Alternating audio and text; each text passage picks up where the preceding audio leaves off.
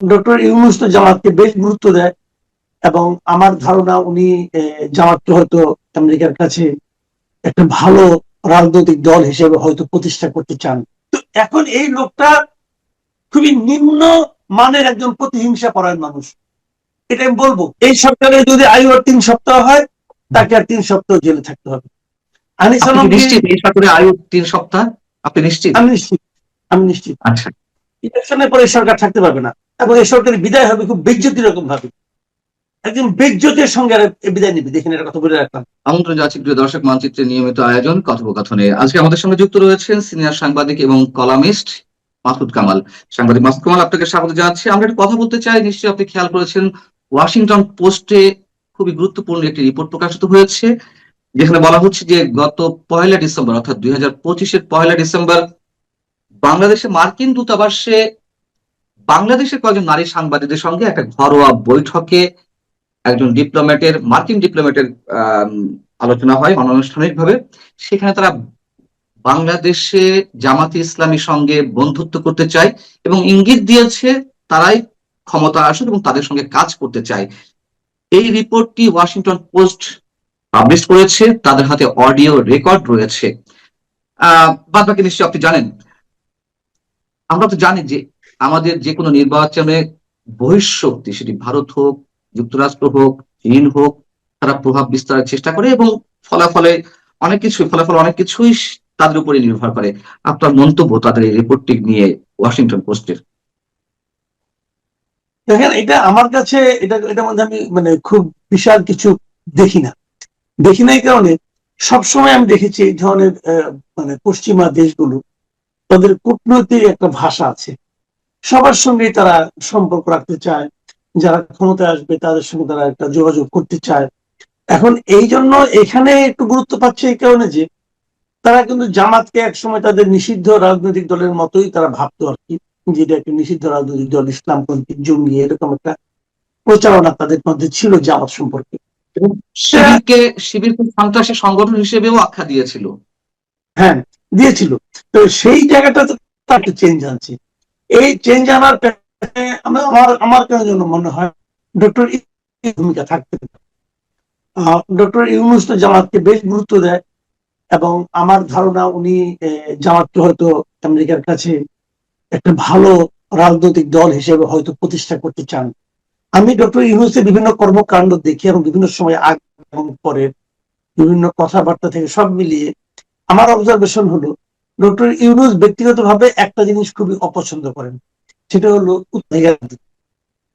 উনি উত্তরাধিকার রাজনীতি বিষয়টা অপছন্দ করেন এবং উনি শেষ পর্যন্ত চেষ্টা চালিয়ে যাবেন যাতে উত্তরাধিকারের রাজনীতি আমাদের দেশে প্রতিষ্ঠিত হতে না পারে। তো সেক্ষেত্রে বিকল্প কি? বিকল্প হলো একমাত্র জামাত। তো সেক্ষেত্রে জামাতের বিভিন্ন কিছু আমেরিকানদের কাছে গ্রহণযোগ্য করে তোলার জন্য ইউনূস সাহেব একটা ভূমিকা থাকতে পারে। এটা হলো আমার অবজারভেশন এবং সেই কারণে হয়তো যোগাযোগটা হচ্ছে।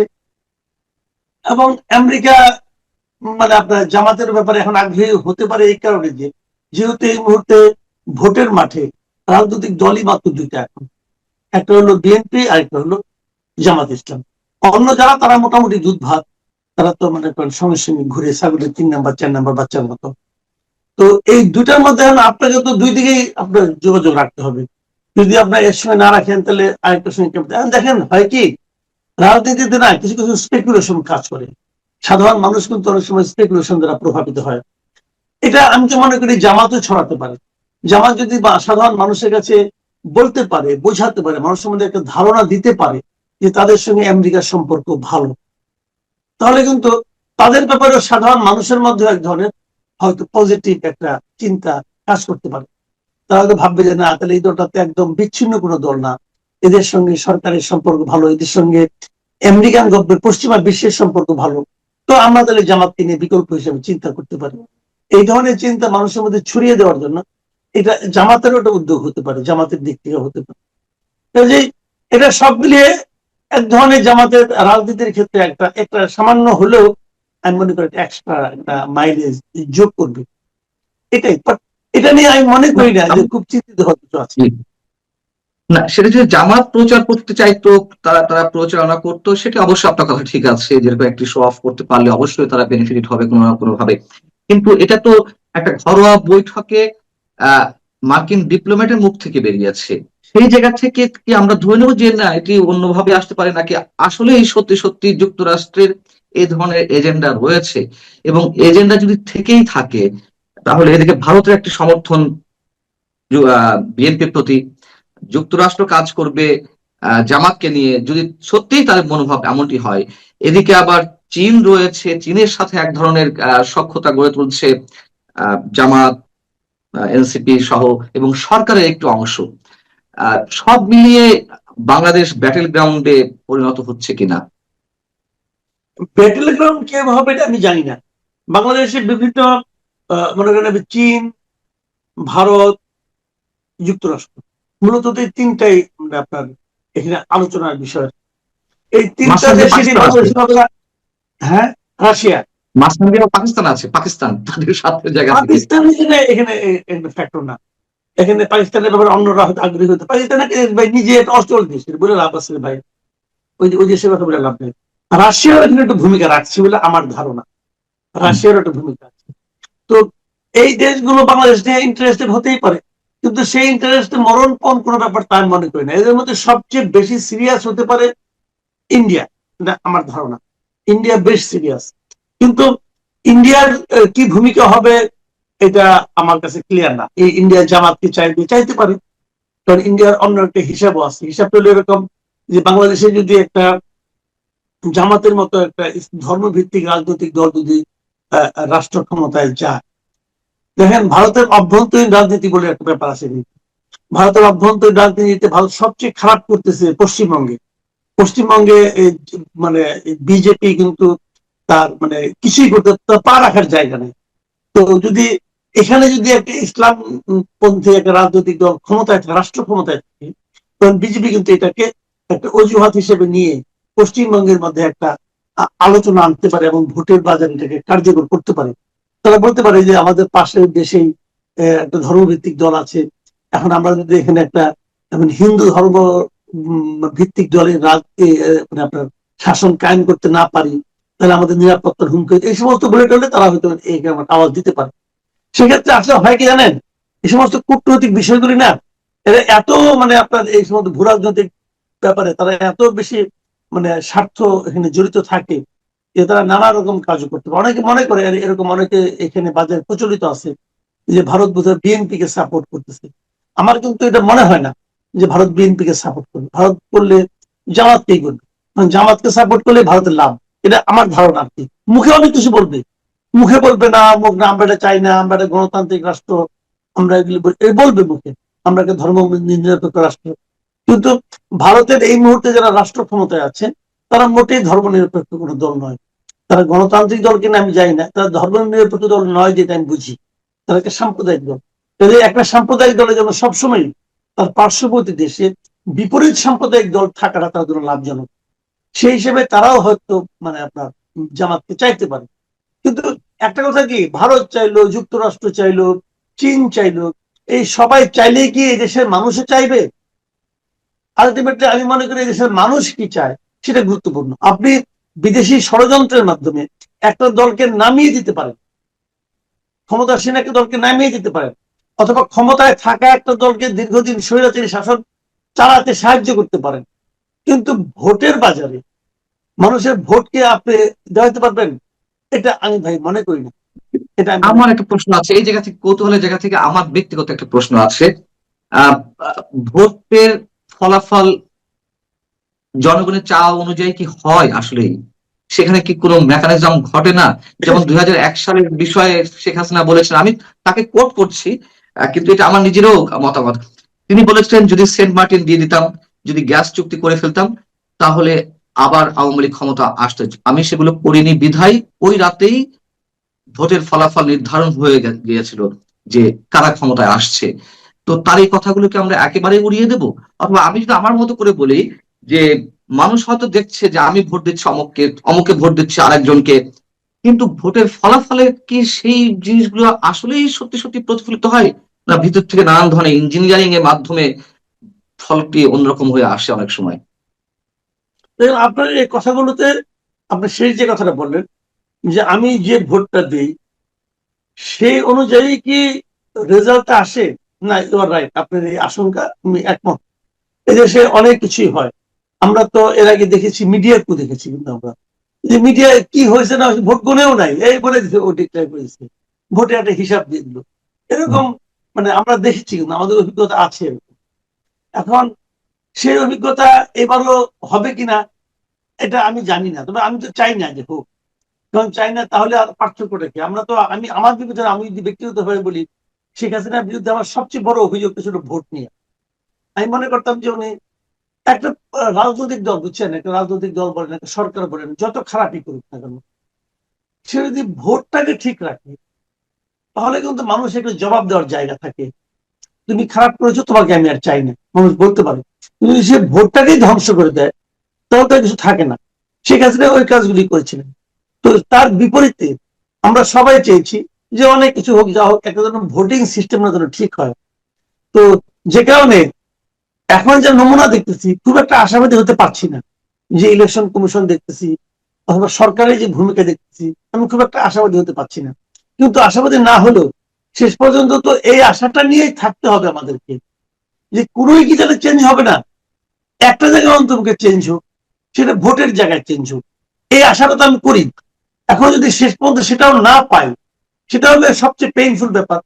কিন্তু আমার কেন যেন মনে হয় যে যদি ওটা হয় তাহলে ভালো হয়, এবং এটা হতে পারে। এদেরকে আমি ইলেকশন কমিশনকে আমি অযোগ্য বলি, অথর্ব বলি, অনভিজ্ঞ বলি, কিন্তু এখনো কিন্তু এদেরকে আমি করাপ্ট বলি না, এখনো কিন্তু ইলেকশন কমিশনকে আমি পক্ষপাত দুষ্ট বলি না। আমি সরকারকে পক্ষপাত দুষ্ট বলি, কিন্তু ইলেকশন কমিশনকে এখনো কিন্তু বলি না। আমি ইলেকশন কমিশনকে এর আগে অনেকবার বলেছি, কিন্তু এটা অথর্ব বলেছি, অনভিজ্ঞ বলেছি, অযোগ্য সবই বলেছি, কিন্তু আমি পক্ষপাত দুষ্ট এখনো বলি নাই, কারণ আমি যদি আশা যদি করি। অথর্ব যদি অথর্ব দুর্বল হয়ে থাকে, সেই দুর্বল চিত্তের প্রতিষ্ঠান বা দুর্বল চিত্তের মানুষেরা পক্ষপাতিত্ব করতে কি সময় নেয়? যেমন আমি দুর্বল বলি নাই প্রথম কিন্তু, উপদেষ্টা না, আমি সেটা আমি বলছি, কিন্তু দুর্বল প্রশ্নটা বলি আমার। নাই। আমি বলেছি, আমি তিনটা শব্দ বলেছি, যে একটা হলো অনভিজ্ঞ, একটা হলো অথর্ব, একটা হলো হুম। অযোগ্য। এই তিনটা আমি আচ্ছা, বলেছি। তার জি, মানে দুর্বল আমি যেটা সেটা কিন্তু গ্যারান্টেড না। অথর্ব মানেই তো দুর্বল। অথর্ব যদি না, হয়ে থাকে তাহলে সে তো দুর্বলই বলা যায়, তাই না? ও শক্তিশালী মানুষের তো আর অথর্ব হয় না। এবং সেই জায়গা থেকে যে আমি প্রশ্ন করি, প্রধান উপদেষ্টা প্রেস সচিব মিস্টার শফিকুল আলম তিনি বলে ফেললেন এবার ভোট গণনায় দেরি হতে পারে। এক নম্বর কথা হচ্ছে, দেরি হতে পারে, ঠিক আছে, সেই দেরিটা সর্বোচ্চ কতক্ষণ হতে পারে? এবং ওই জায়গাটা থেকে কিন্তু মানুষের সন্দেহ সংশয় জাগতে থাকে বিভিন্ন ইলেকশনে, যে কি ব্যাপার, ফলাফল ঘোষণায় দেরি হচ্ছে কেন, কোনো ধরনের মেকানিজম চলছে কিনা, ইঞ্জিনিয়ারিং চলছে কিনা। দ্বিতীয় কথা হচ্ছে, এই প্রতিষ্ঠানটি, নির্বাচন কমিশনের কথা আমি বলছি, এই কথাটি তাদের মুখ থেকে না বেরিয়ে কেন প্রধান উপদেষ্টা প্রেস সচিবের কাছ থেকে বেরোতে হলো, অর্থাৎ সরকারের পক্ষ থেকে বেরোতে হলো? সরকার তো আর নির্বাচন করাচ্ছে না, নির্বাচন করাবে নির্বাচন কমিশন। তাহলে এই জায়গাগুলো থেকে আমরা কি ধরে নিতে পারি যে অলরেডি তারা নিয়ন্ত্রণে চলে গেছে কিনা? এই এই আপনার এই পয়েন্টটা খুবই ইন্টারেস্টিং, একটা পয়েন্ট, ইন্টারেস্টিং পয়েন্ট এই কারণে যে শফিকুল আলম মানে একটা অর্বাচীনের মতো কথা বলেছেন, এবং ওনার আসলে কাণ্ডজ্ঞান নিয়ে আমার একটু সন্দেহ আছে। উনি বলছেন কি অতি আত্মবিশ্বাসের কারণে উনি যেটা তার বলার কথা না, যেটা তার বলার এখতিয়ারের মধ্যে পড়ে না, সে সেগুলিও বলেন। এবং আপনি খুব ভালোভাবে একটা পয়েন্ট ধরেছেন যে এটা তো ভাই, আপনি যে মুহূর্তে শিডিউল ঘোষণা হয়ে গেল, নির্বাচন কেমন হবে কেমন না হবে পুরো জিনিসটা নির্বাচন কমিশন বলবে। আপনি কে? আপনি তো প্রধান উপদেষ্টার প্রেস সচিব, আপনার যিনি প্রধান উপদেষ্টা উনিও বলার এখতিয়ার রাখেন না এই যে দেরি হবে কি হবে না, ওনারও সেটা বলার এখতিয়ার নাই। আর আপনি তাদের প্রেস সেক্রেটারি, আপনি কি করে বলেন যে দেরি হবে না তাড়াতাড়ি হবে? আপনি বলেন কে? কিন্তু সমস্যা হলো কি, এই লোকটা বোঝে না। এই লোকটাকে আমি কয়েকবার এর সঙ্গে বসছিলাম বিভিন্ন জায়গায়, আমার কাছে ওর সঙ্গে কথাবার্তা বলে মনে হয়েছিল লোকটা বোধহয় মানে মেধাবী আছে। এখন আমার মনে হচ্ছে উনি মেধাবী না, উনি মূর্খ একটা বেসিক্যালি। উনি জানেন না যে কি বলতে হবে, কোথায় বসে কোন প্রসঙ্গে কি বলতে হবে, কোনটা ওনার এখতিয়ার। উনি আমার সেনাকে বলছিলেন না আমাদের সবকিছু করার এখতিয়ার আছে, বলছিলেন না একবার একটা, মানে পাগলের মতো কথাবার্তা বলে। তো এখন উনি বলতেছেন এগুলো, উনি আবার অন্যদের ভুল ধরেন। ওই আবার চট করে বলে দেয় না এটা মিথ্যা, মিথ্যা বল।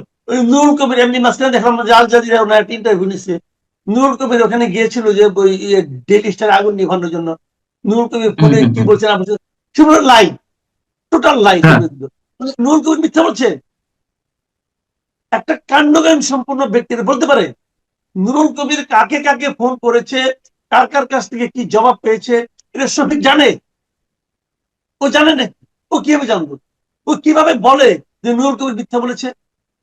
কিভাবে সে বলে? তো এটা কিছু মনে করি না, মনে করি না কেন, ওর সম্বন্ধে আমাদের ধারণা হয়ে, আমার ধারণা হয়ে গেছে যে সে যে কোন মেধার লোক, কোন পর্যায়ের লোক, কোন স্তরের তার মেধা, এটা আমার বোঝা হয়ে গেছে।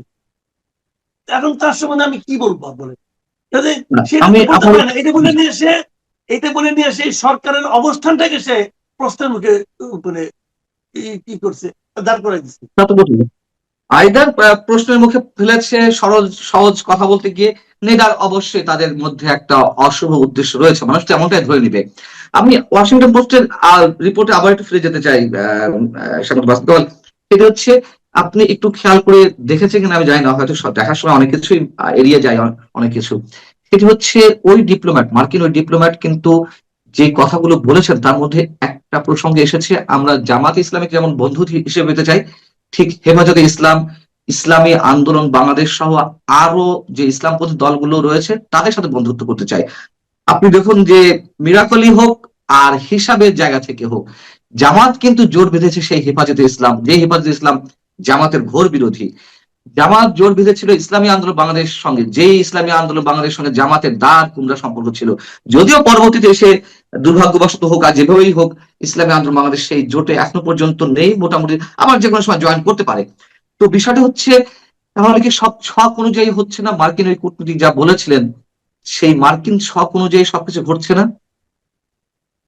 না, আমার কাছে তা মনে হয় না। আমার কাছে ওটার সঙ্গে এটা মিল যদি হয়েও থাকে, আমি আসলে ছক আমি দেখি না। দেখি না এই কারণে কি হতেও পারে ছক, আমি জানি না। আমি আসলে এভাবে ভাবতে চাই না। আমার কাছে হলো যে যুক্তরাষ্ট্র আমাদের নিয়ে এতটা ভাবে, এটা আমার কাছে মনে হয় না। কারণ যুক্তরাষ্ট্র আমাদের এখানে সবই পাচ্ছে, এবং বিএনপি আসলেও যুক্তরাষ্ট্র পাবে না আমি তাও মনে করি না। যুক্তরাষ্ট্র যা চাচ্ছে ইউনূস তাকে তাই দিচ্ছে। একমাত্র শেখ হাসিনা গোয়ার ছিল, উনি দেন নাই, বাদ বাকি সবাই দিবে।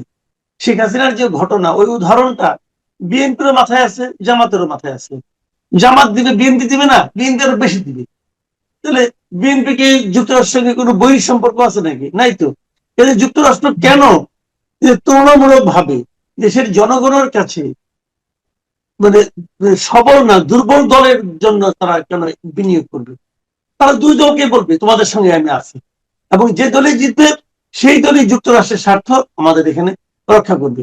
যদি তার জন্য কোনটা ইজি? তার জন্য তো জামাত ইজি না, তার জন্য বিএনপি ইজি। এখন বিএনপির সঙ্গে কোনো মিটিং হয়েছে কিনা আমি তো জানি না। জামাতের সঙ্গে একটা মিটিং হয়েছে, সেই মিটিং এর অডিও হয়তো ফাঁস হয়েছে, কিন্তু অন্য কারো অডিও ফাঁস হলে দেখবেন যে ওটা আরো কথা বলছে, ওটাও হইতে পারে। কাজে আমি এটা নিয়ে ধরে থাকবো না। আমি মনে করেন একটা তুলনামূলক ভাবে দুর্বল দল, তাকে তুলে আনার জন্য এত পরিশ্রম করা হচ্ছে, যেটা সবল দল তাকে করা পরিশ্রম করা ইজি, এবং সেটা আসলে পরে তারা কি তার পারপাস সার্ভ করবে না? করবে তো। যুক্তরাষ্ট্র যা যাবে তাই বিএনপি দিবে, কারণ সবার সামনে তো ওই আওয়ামী লীগের উদাহরণটা তখন জল জল করবে যে না দিলে কি হয়। যে আমি মনে করি না যে তারা বাড়তি শ্রম জামাতের জন্য বিনিয়োগ করবে। আর তাছাড়া যুক্তরাষ্ট্র একটা অদ্ভুত দেশ, এদের সঙ্গে তো অনেকেরই সম্পর্ক থাকে, আবার সম্পর্ক নষ্ট হয়ে যায়। যুক্তরাষ্ট্রের সঙ্গে তো একবার একসময় সাদ্দাম হোসেনের সম্পর্ক খুবই ভালো ছিল, তো কি হয়েছে? তাই না? এগুলো তো হতেই থাকে।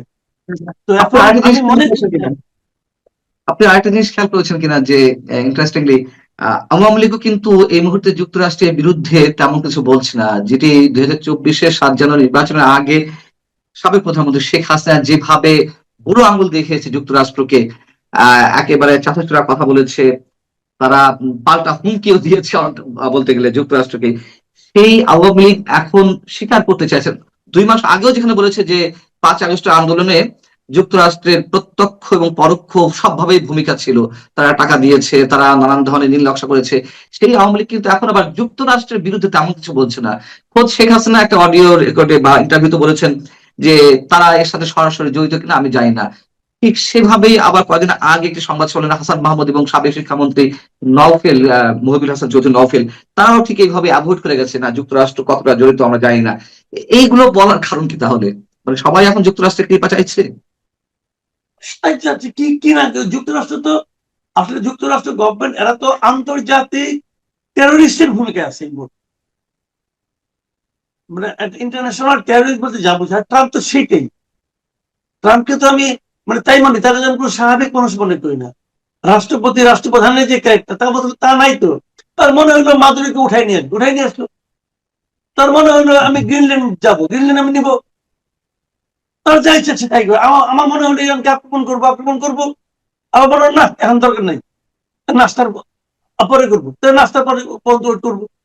যা ইচ্ছে তাই করতেছে। ওনার কথার কোনো লজিক পাবেন না। তাতে কি আসে যায়? সে কিছু মনে করে সে তার মতো তা করতেছে। যুক্তরাষ্ট্র তাই করতেছে। যুক্তরাষ্ট্রের সঙ্গে বন্ধুত্ব, এই বর্তমান ট্রাম্প প্রশাসনের সঙ্গে এই বন্ধুত্ব তো কোনো স্থায়ী বন্ধুত্ব না। আজকে করতেছে, কালকে করবে না। ওয়াশিংটন পোস্ট কি বলে, নিউ ইয়র্ক টাইমস কি বলে, এগুলিকে ট্রাম্প পাত্তা দেয় কেন? ট্রাম্প প্রশাসন পাত্তা দেয়? কিন্তু কাউকে পাত্তা দেয় না। তো যা ইচ্ছে সে তাই করে। কাজে আমি মনে করি না যে এইটা নিয়ে আমাদের খুব উদ্বিগ্ন হওয়ার অথবা কোনো সিদ্ধান্তে পৌঁছার মতো ঘটনা ঘটছে। এটা আমি ভাই মনে করি না। আমি তো আগেই বললাম যে যুক্তরাষ্ট্র যেমন ধরেন যুক্তরাষ্ট্রের কাছে একটা মানে ঝাঁকুনি খায়, ঠ্যাকটা খায় বলি আর কি। আওয়ামী লীগ এখন হয়ে গেছে, যুক্তরাষ্ট্রে সেও ভক্ত হয়ে গেছে। যদি কম্পিটিশন হয় যে যুক্তরাষ্ট্রের দালালি কে কতটা করতে চাও, তা আওয়ামী লীগ প্রায় চ্যাম্পিয়ন হয়ে যাবে এখন। কারণ এখন তাদেরকে শিক্ষা হয়েছে। তো যুক্তরাষ্ট্র এরকম শিক্ষা দেয়, সারা দুনিয়াকে শিক্ষা দিচ্ছে। আমরা তো পৃথিবীটা এখন চলছে একজন আন্তর্জাতিক সন্ত্রাসীর ইচ্ছা অনিচ্ছায় চলছে। তো আপনি কি করবেন? এটা মানা ছাড়া কোনো উপায় নাই আমাদের, তাই না? এটাই আর কি। আমরা শেষ করবো, জি আমরা শেষ জি করবো। অবশ্যই যে প্রসঙ্গটি আর একবার না আনলেই নয়, আহ আমাদের সহকর্মী, আমার সিনিয়র সহকর্মী, আপনার আপনার কলিগ, সিনিয়র সাংবাদিক আনিস আলমগীরের জামিন আবেদন ছিল গত বৃহস্পতিবারও, সেটিও ক্যান্সেল হয়েছে। আম, জামিন আবেদন নামঞ্জুর করা হয়েছে এবং এর আগে তো তার বিরুদ্ধে আরেকটি মামলা দেওয়া হয়েছে। আহ যদিও অনেকে আশা করছিলেন যে নিম্ন আদালতে যে শুনানি ছিল বৃহস্পতিবার সেটিতে তিনি জামিন পাবেন। আমার অবশ্য আশা ছিল না, যদি জামিন দেওয়ার কোন ধরনের ইচ্ছা আদালতে থাকতো উপরের নির্দেশে, যেহেতু নিম্ন আদালত এখনো নির্বাহী বিভাগের অধীনে, বা সরকার যদি নমনীয় থাকতো তাহলে তার বিরুদ্ধে দুদকের মামলাটি দিত না। আহ এই যে দিল না, তার মানে আমরা ধরে নিতে পারি যে আরো দীর্ঘদিন থাকতে হবে আনিস আলমগীরকে কারাগারে। আপনার কি মন্তব্য? দীর্ঘদিন না, আর 3 সপ্তাহ থাকতে হবে। আচ্ছা। এই সরকারে যদি আয়ু আর 3 সপ্তাহ হয়, তাকে আর 3 সপ্তাহ জেলে থাকতে হবে। আনিস আপনি কি আলমগীর, নিশ্চিত এই সরকারের আয়ু 3 সপ্তাহ? আপনি নিশ্চিত? আমি নিশ্চিত, আমি নিশ্চিত আচ্ছা। ইলেকশনের পরে এই সরকার থাকতে পারবে না। এবং এই সরকারের বিদায় হবে খুব বেজ্জতি রকম ভাবে। একদিন বেজ্জতির সঙ্গে বিদায় নিবে, দেখেন এটা কথা বলে রাখলাম। আর আনিস আলমগীর 3 সপ্তাহ থাকবে। এই যে কাজগুলো করেছে এই সরকার, আনিস আলমগীরকে গ্রেপ্তার করেছে যে মামলায়, যেভাবে সে একটি মামলায় আপনাকেও গ্রেপ্তার করেছিল, আবু আলম শহীদ খানকেও গ্রেপ্তার করেছিল, হাফিজুর রহমান কার্জনকে গ্রেপ্তার করেছিল। এই যে গ্রেপ্তারগুলি করেছিল, এই গ্রেপ্তারগুলো কোনো বিবেচনায় শেখ হাসিনার আমলের যে দমন পীড়ন তার চেয়ে কম নয়, কোনো বিবেচনায় কম নয়। এরা হুবহু সেই কাজটা করেছে। এবং এদের যে মামলাগুলি দিয়েছে, এক একজনের বিরুদ্ধে হয়রানিমূলক মামলা দিয়েছে, শেখ হাসিনা আমলে এই ধরনের মামলাই হতো বিএনপির বিরুদ্ধে। ওনারা সেই কাজগুলি করেছেন। এবং এদের যে জামিন না হওয়া, আপনি বলেন, আপনি আমাকে একটা কথা, আপনার এই যে খায়রুল হক ছিল প্রধান বিচারপতি, এই লোকটাকে আমি অপছন্দ করি। কারণ উনি যে কাজটা করেছেন তত্ত্বাবধায়ক সরকার নিয়ে আমি খুবই অপছন্দ করি, পার্সোনালি পছন্দ। কিন্তু তাকে আপনি যাত্রাবাড়ির একটা হত্যা মামলায় দিবেন, এটা কোনো সভ্য, কোনো ভদ্র, কোনো সেন্সিবল লোক এটাকে সমর্থন করতে পারে না। আপনি ইয়েকে, এই কি বলে, আসাদুজ্জামান নূরকে আটকে রাখবেন, ওনার বিরুদ্ধে মামলা হতে পারে, উনি জামিন পাবে না। কেন পাবে না জামিন? জামিন পাওয়ার একটা নাগরিকের অধিকার না? কেন আপনি দিবেন না তাই জামিন? যে সমস্ত মামলা থাকে, বাংলাদেশের অনেক সাংবাদিক ঘরে ঘরে যাইতে পারে না। কেন যেতে পারে না? তাদের হত্যা মামলা দিছে। এই সাংবাদিক যদি বিগত সরকারের দালালি করে থাকে, তাকে আপনি শাস্তি দিবেন, ওই মামলায় দিবেন, যে অপরাধ করছে সে অপরাধে দিবেন, তাকে আপনি হত্যা মামলায় ঢুকাই দিবেন কেন? কি কারণে বলেন, ব্যাখ্যা করেন আপনি। তাহলে এগুলো হলো কি সব নিবর্তনমূলক আচরণ, যে ওনারা মনে করছে আমি সরকারে আছি, আমাকে যে সমালোচনা করবে তাকে আমি ধরবো, তাকে আমি কথা বলতে দিব না। তাদের এই ধরনের একটা মন মানসিকতা, এই যে মন মানসিকতাটা, এটা আমরা গত 14 বছর ধরে দেখে দেখে অভ্যস্ত হয়ে গেছি। ডক্টর ইউনূস সাহেব ভুলে গেছেন যে ওনাকে 8 তলা পর্যন্ত হাইটে হাইটে উঠতে হইতো। এই জন্য উনি সিদ্ধান্ত নিয়েছেন আমি সবাই ওই ওই ওই ভোগান্তির মধ্যে ফেলাবো। কিন্তু ওই সময় আমরা সবাই এই- আমরা ওই সময় এই ঘটনার প্রতিবাদ আমরা সবাই করেছিলাম, তাই না? আমরা আচ্ছা, করেছি, সেই ব্যক্তি সে একই ধরনের আচরণ আমাদের সঙ্গে করছে। উনি ওটা ভুলে গেছেন। আমরা করেছি বলতে আমি প্রতিবাদ করেছি। আমার সেই আমিও সমস্ত করেছি। ভিডিও শুনে, আমার সেই সমস্ত ভিডিও, প্রতিবাদের ভিডিও ডক্টর ইউনূস উনার ভেরিফাইড ফেসবুক পেজে শেয়ার করেছেন। বলছেন মাসুদ কামাল আমার এগুলি বলছেন, শেয়ার করেছেন, উনি ভুলে গেছেন, ওটা আবার দেখবেন। তো এখন এই লোকটা খুবই নিম্ন মানের একজন প্রতিহিংসা পরায়ণ মানুষ, এটা আমি বলবো। অথবা উনি কিছু জানেন না, কিছু বুঝেন না, অথবা উনি কানে তালা দিয়ে রেখেছেন, কি করেছেন আমি জানি না। নিম্ন আদালত এখনো সরকার চালায়, এর অস্বীকার করার কোনো উপায় নাই। আসিফ নজরুল জানেন না কি হয়েছে আগে? আসিফ নজরুল জানেন না যে কিভাবে জামিন দেওয়া হয়, কিভাবে জামিন দেওয়া হয় না? আনিস আলমগীর জামিন পাচ্ছেন না, আসিফ নজরুলকে এই জিনিসটা আসিফ নজরুলের মাথা থাকা উচিত ছিল না? আমি আসিফ নজরুলকে একটা কথা বলতে চাই, ভাই এই দিন না, আরো দিন আছে, সেই দিনে আপনাকে পড়তে হবে। তখন এই আসিফ নজরুলের পক্ষে এই আমি মাসুদ কামাল, মঞ্জুর আলম পান্না, আনিস আলমগীর আমরাই কথা বলবো, আর কেউ বলবে না কথা। এবং তখন সেটাই আপনি সম্ভব। বুঝবেন যে আপনি কি করছেন। ওটি ইতিহাসের পরিহাস হয়ে থাকার সময়। অনেক ধন্যবাদ সাংবাদিক মাসুদ কামাল আপনাকে। আপনি ভালো থাকবেন, নিরাপদ থাকবেন। দর্শক আপনারাও ভালো থাকবেন। আল্লাহ